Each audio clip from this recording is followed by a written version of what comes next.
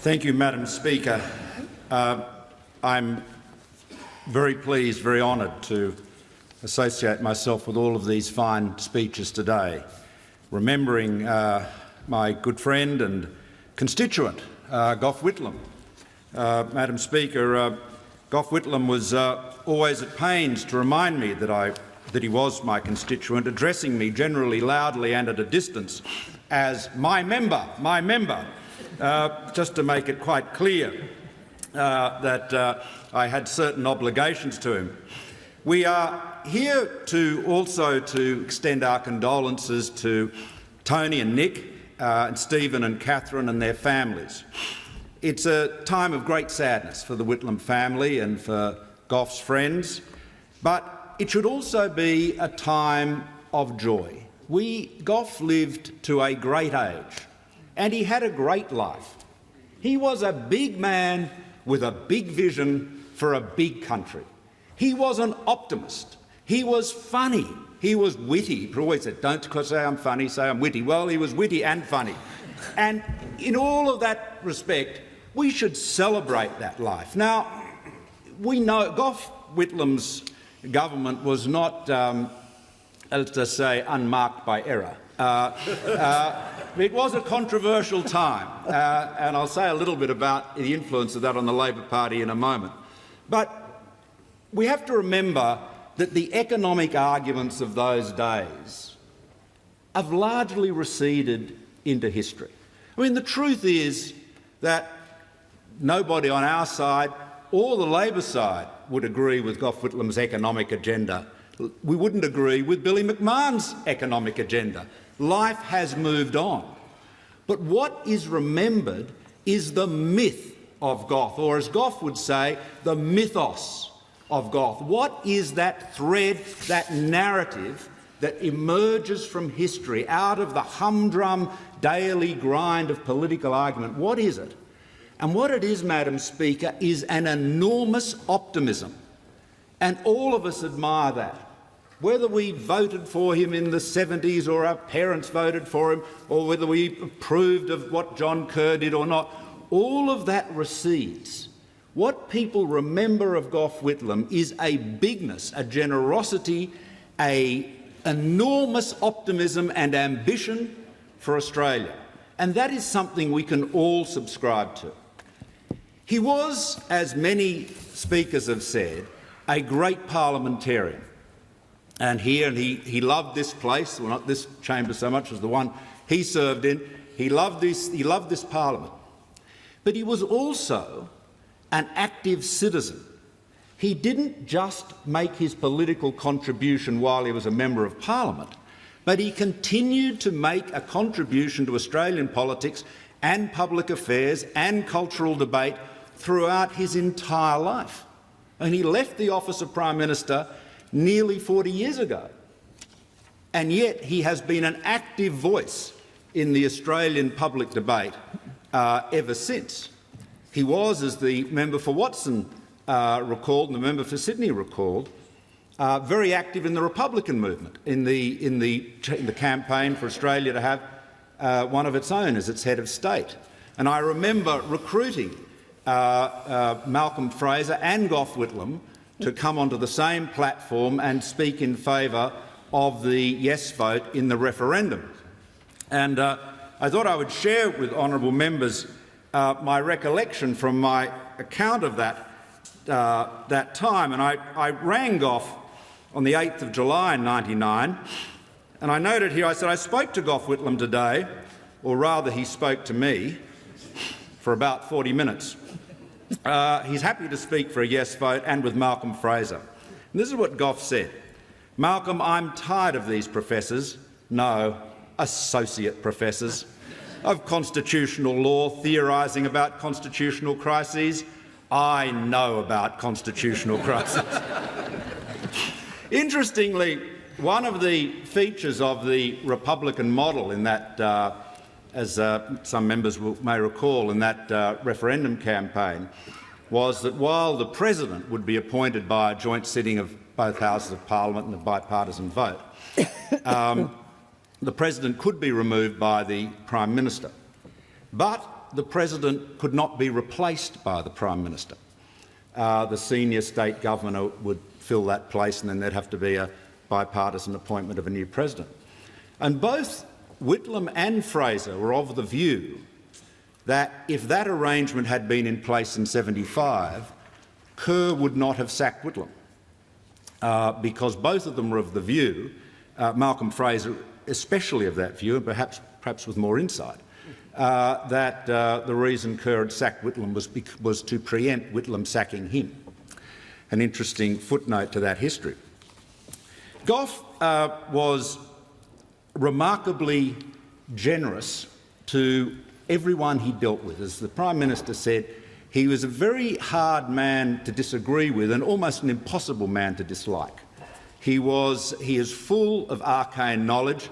The Prime Minister referred to his knowledge of ecclesiastical matters. He had an extraordinary interest in genealogy, almost anybody's genealogy.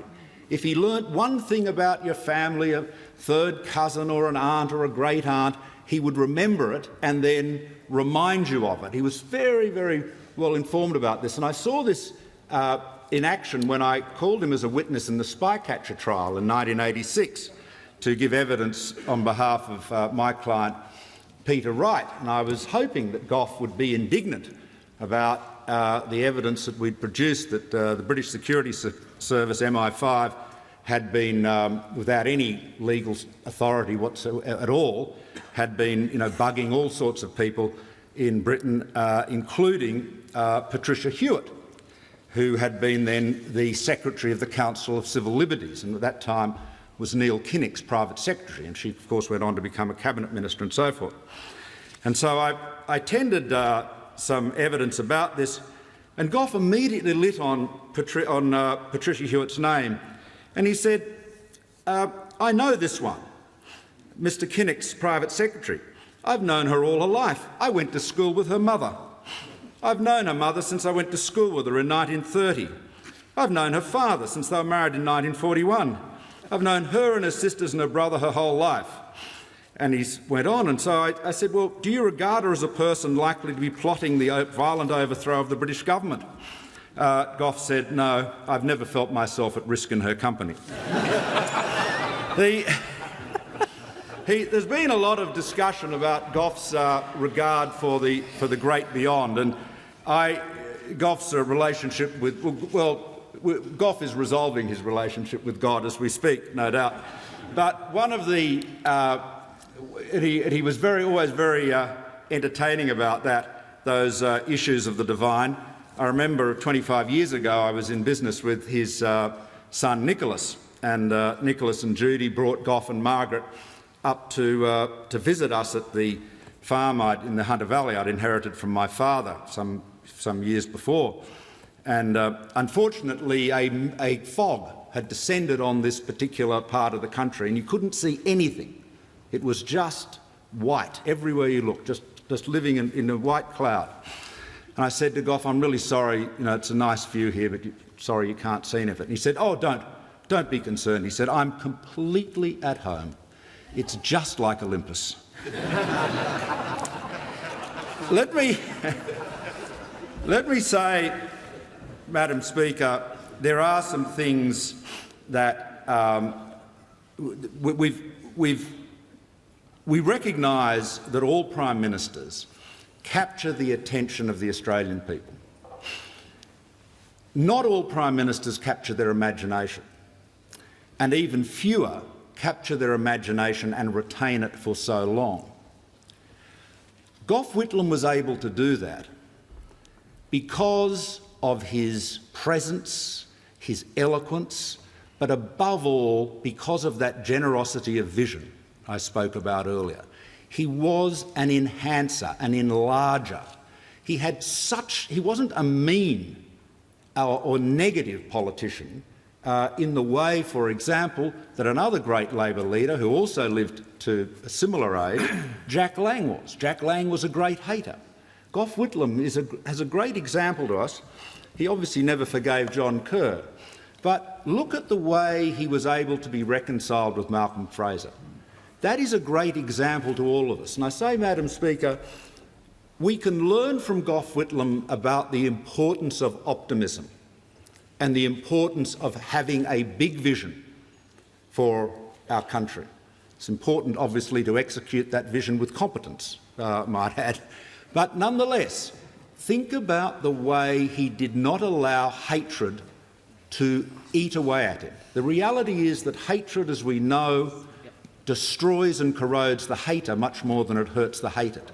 And so many people in our business, in politics, find themselves consumed by hatred and retire into a bitter anecdotage, gnawing away at all of the injustices and betrayals they've suffered through their life.